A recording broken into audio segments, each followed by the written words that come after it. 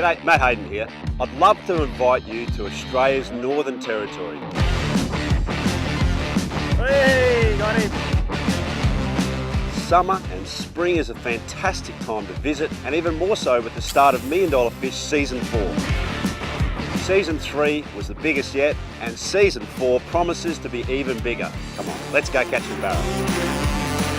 Specially tagged fish are released across the top end, including Darwin, Tiwi Islands, Catherine, Kakadu and Arnhem Land.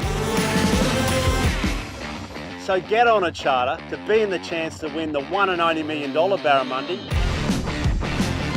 or the $110,000 tag barramundi. Even better, it's free to enter the competition, and when you register, you go into the draw to win some great prizes from the partner prize pool.